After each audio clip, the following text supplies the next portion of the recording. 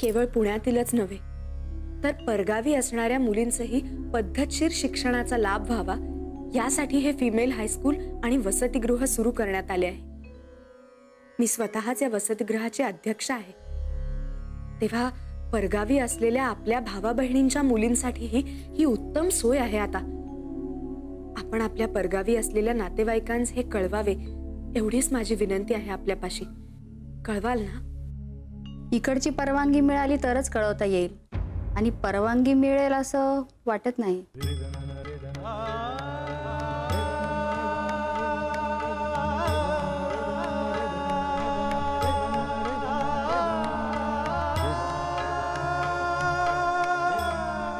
आमच्याकडे न्यायमूर्तींचे नाव मोठ्या आदराने घेतले जाते, पण मी इकडच्या कानावर घालीन। बसा, मी सरबत घेऊन येते तुमच्यासाठी।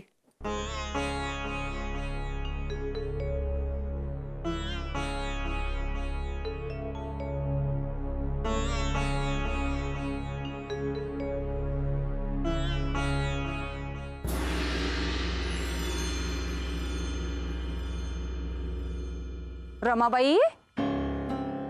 अगो बाई, रमाबाई नाही, अध्यक्षीणबाई बरोबर ना? मग काय हो अध्यक्षीणबाई? नाही, सारी हौस फिटली का? एवढे सारे उपद्व्याप केले आपण, पण निष्पत्ती काय? तर शून्य। आता का बोलती झाली बंद? अगो बोल रमे, मी सांगितलेली अट लक्षात आहे ना तुझ्या? काय आता हे सारे बंद करायचे आणि निमूटपणे स्वयंपाक घरात येऊन कामाला झुंपायचे। कसे? या लवकरात।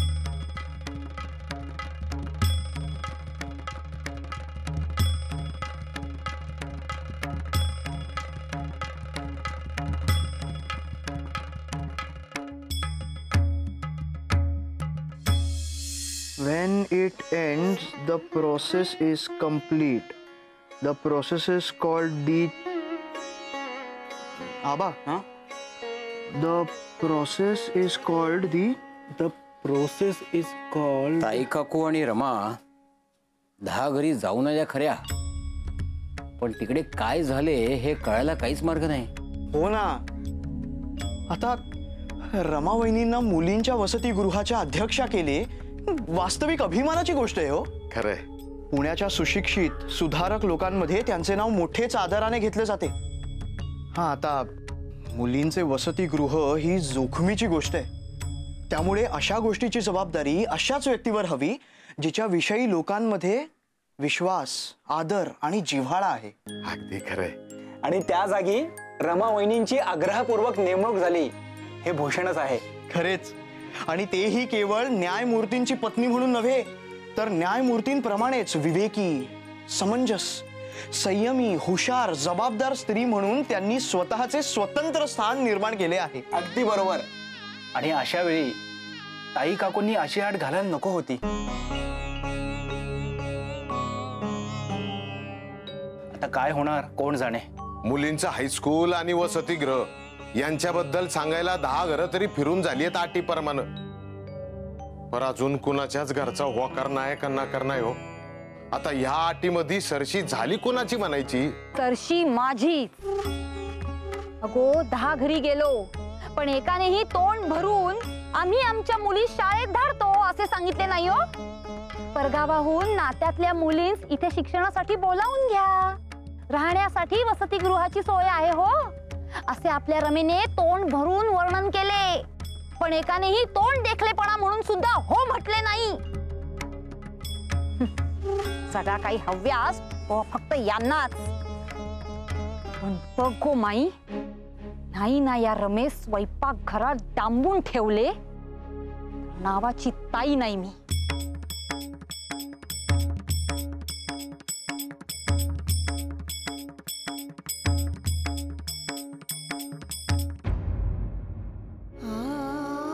घरोघरी फिरलो, पोट तिडकीने तळमळून समजावून सांगितले.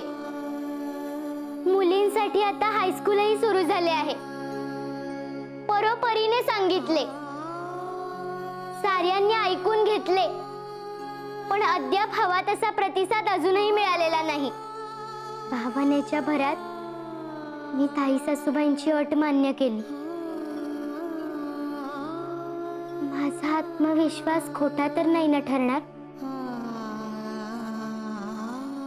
जर प्रतिसाद मिळाला नाही तर ताई सासूबाईंना दिलेल्या शब्दाप्रमाणे मला घराचा उंबरठा ओलांडून कोणतेही काम करता येणार नाही. वहिनी साहेब बाहेर दामले नावाचे गृहस्थ आलेत. ते तुम्ही शाळेचं सांगायला गेला होतात ना ते. मी येते. थांबा, कुठे निघालात? कामे पडली आहेत ती करा आधी. पांडू, तू जाऊन विचार काय निरोप येते. जी. पांडू,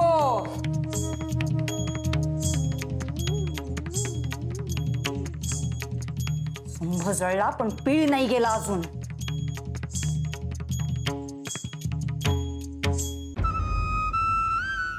अगो बाई, काय म्हणावयाचे असेल त्या गृहस्थास? होकार असेल की नकार?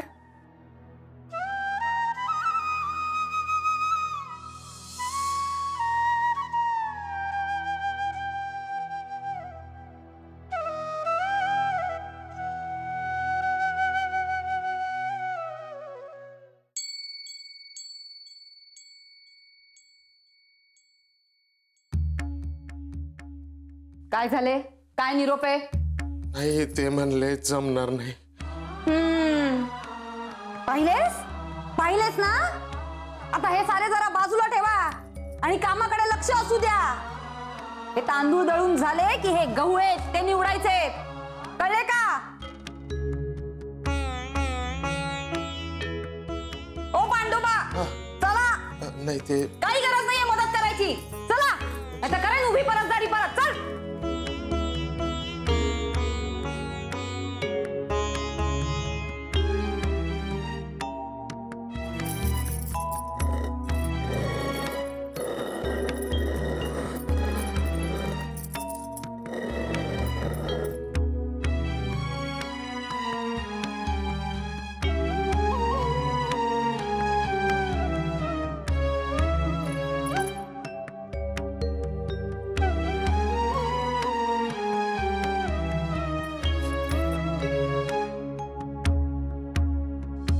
पेन्शनकडनं निरोप आलाय. काय? नाही जमणार म्हणले. काय चाललंय? नाही, मला जमणार नाही असं कुठलंच काम नाहीये इथं, असं म्हणत होतो. पांडू, जी. तुला मगाशीच बजाविले ना काय? इथे यायचे नाही म्हणून. हो. बाहेरची कामे संपली आहेत वाटते. आहेत की? आहेत ना? मग जा, बाहेर जाऊन कामे कर. जी. इथे मदत करायची नाही. ते आणि जर पुन्हा इथे दिसलास तर तंगडे तोडून हातात देईन. जी जी जातो. निघ चल.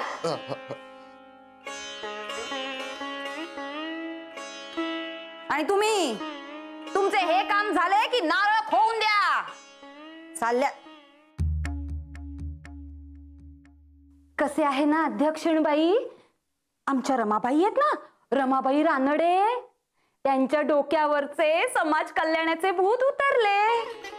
म्हणून घरच्या देवाला 21 मोदकांचा नैवेद्य दाखवायचे ठरविले आहे. करून द्याल ना 21 मोदक? हे नारळ खोवून ठेव. समाज कल्याण करतायत, शिक्षणाचा प्रसार करतायत.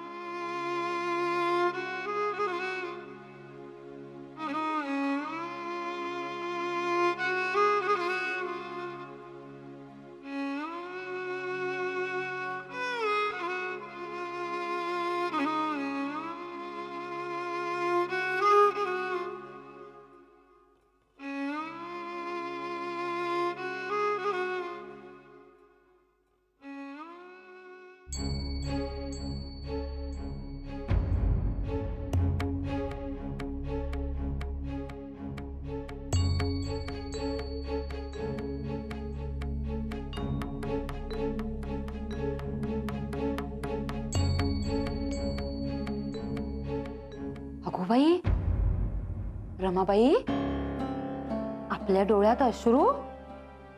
अगो बाई बाई बाई, बरे नव्हे हो हे. अहो केवढे काम बाकी आहे. हा, आणि असे रडता रडता स्वयंपाक केला ना तर मग तो कोणाच्या संगी लागत नाही हो. एवढेही शिकवले नाही वाटतं माहेरच्यांनी. आज चालव. मगाचपासून तो एकच नारळ खोते. एवढे नारळ बाकी आहेत. चटा हात चालव.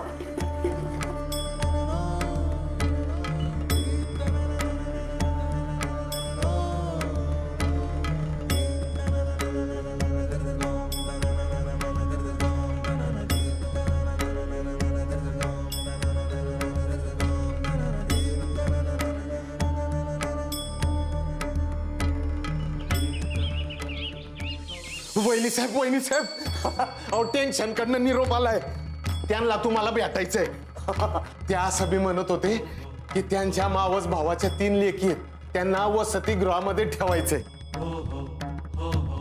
आणि त्या सभी म्हणाले की टेंगशे, पानसे, गोडबोले, आठवले, गायकवाड, भोसले यांच्या लेकींना साळमध्ये पाठवायचंय.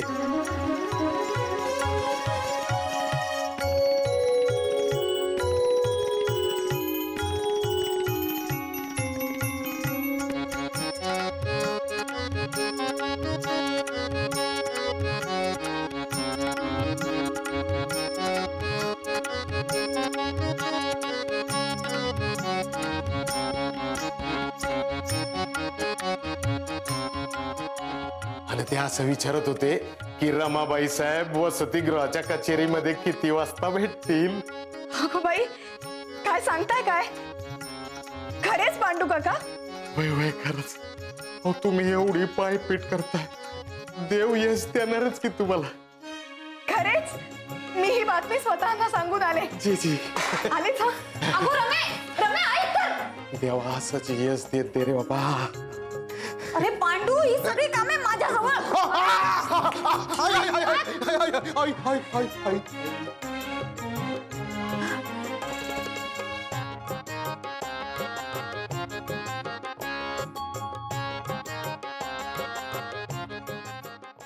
खरे तर फारच भ्याले होते मी. भावनेच्या भरात ताई काकूंची आट मान्य करून बसले. नकार आले असते तर मला नाही वाटत पुन्हा कधी स्वयंपाकघराच्या बाहेरचे जग दिसले असते मला म्हणून. खरे तर तुम्हास ताई काकूंचे आभारच मानावयास हवे. त्यांनी दिलेल्या आव्हानामुळे तुम्ही जिद्दीने लोकांस पटवून दिले आणि त्याचे फळही मिळाले. आणि दुसरे म्हणजे ताई काकू आता स्वतःच्या शब्दात अडकल्या.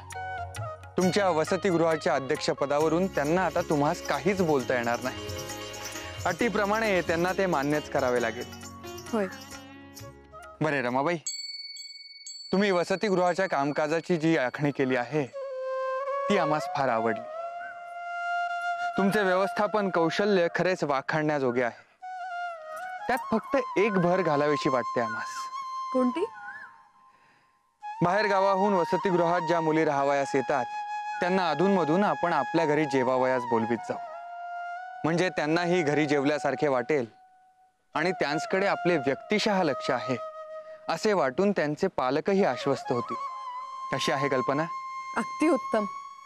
माझ्याही मनी हेच आले होते. परंतु सर्व जाती धर्मांच्या मुली असतील वसतिगृहात आणि बोलवावयाचेच झाले तर दुजाभाव न करता साऱ्यांचंच बोलवावयास हवे असे माझे म्हणणे आहे.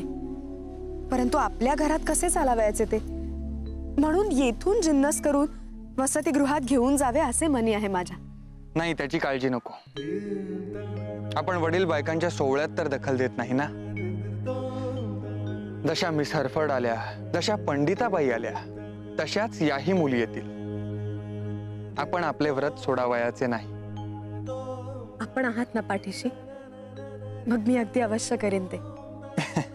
बरे, आम्हास काही टिपणे काढावायचे आहेत. आम्ही येतो.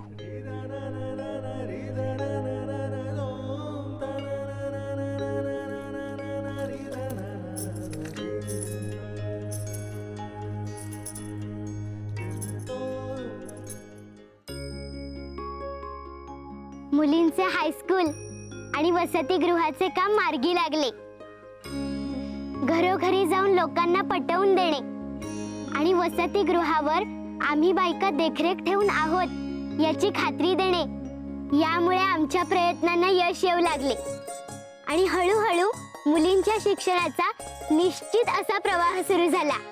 मुंबई, कलकत्ता, पुणे, मद्रास येथे आधीपासूनच सभांमध्ये कार्यरत असलेले नेते आणि विचारी मंडळी यांनी एकत्र येऊन 28 डिसेंबर 1885 साली मुंबईमध्ये गोकुळदास तेजपाल संस्कृत महाविद्यालयात इंडियन नॅशनल काँग्रेसची स्थापना केली. काँग्रेसचे पहिले अधिवेशन पुण्यातच व्हावयाचे होते, परंतु पुण्यात प्लेगचा प्रादुर्भाव असल्यामुळे ते मुंबईत झाले. ऐनवेळी बदल होऊनही न्यायमूर्ती तेलंग यांनी अधिवेशनाची उत्तम तयारी केली होती. त्यामुळे 28 डिसेंबरला गोकुळदास तेजपाल संस्कृत महाविद्यालयात भरलेले काँग्रेसचे पहिले राष्ट्रीय अधिवेशन मोठेच जोमदार आणि आशादायक झाले. सर ॲलन ह्यूम हे जनरल सेक्रेटरी झाले आणि कलकत्त्याचे व्यंकेश चंद्र बॅनर्जी यांची अध्यक्षपदासाठी निवड झाली.